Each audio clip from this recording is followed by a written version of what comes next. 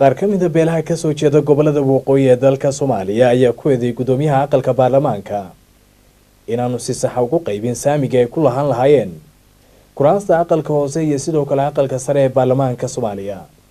Wariyana Cabdiraxiin Xuseen Caylaawe ayaa warbixinta warkan ka soo diray Muqdisho. odayaal waxgarad iyo siyaasiyiin ka soo jeeda gobolada waqooyi oo kulan ku yeeshay magaalada Muqdisho ayaa waxa ay sheegeen in la doosiyay xaqi ay u lahaayeen xubnaha aqalka sare oo matalaya Soomaaliland.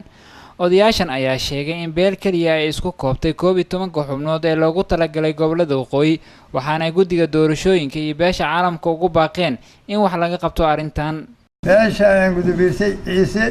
iyo beesha faqshini oo walba USB ilaa 6 kiis ku ahayd cabashadooda ayaa ka hadlaya waxaa la yiri waxa warku nuxur buu leeyahay marka anigu nuxurka soo koobo sida odayaasha hore ay sheegeen warka dibadiisa lama sugaal yiri waxaan leenahay sida wax loo qaybiyay ee qaladka ah ee maamulka aan sharciga meel ka waafaqsanayn waxaan leenahay waxa oo ka caawinayna oo u sheegay caalamka dhan inaan waxba ka jirin ay fuush tahay waxa dhowr bilood loo fadhiyay 12 kursi oo midnimo ku soo maartay ku soo ridnay lagu soo riday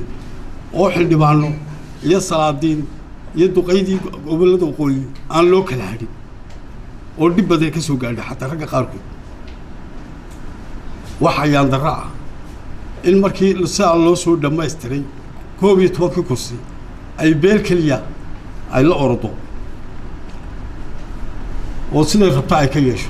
waxaan u sheegaynaa guddiga doorashooyinka dadban ama federal lahaado ama gobol lahaado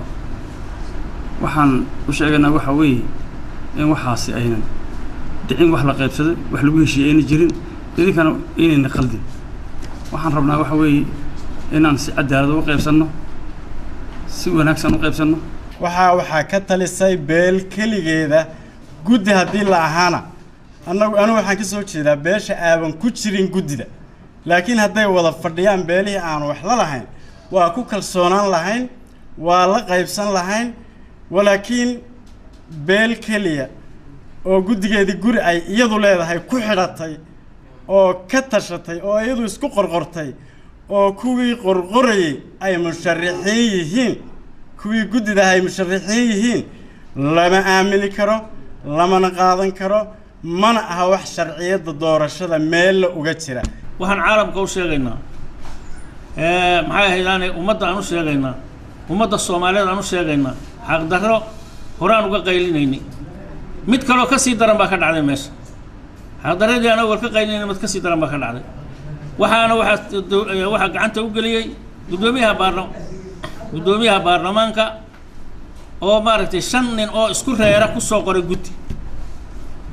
oo yiri maaragtay idigu soo doontiin ka yaala waxaasina wax soconaya ma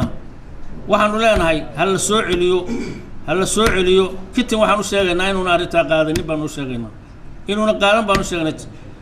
hay'adaha dalalka caalamku inayna qaadan baanu sheegaynaa Afrika inayna qaadan baanu sheegaynaa waxa ay soo tariyay cabashooyinka ay jeedinayaan qaar ka mid ah beelaha Soomaaliyeed ee la xiriirta doorashooyinka. Cabdiraxiin Xuseen Caylaawe, Somali Cable, magaalada Muqdisho.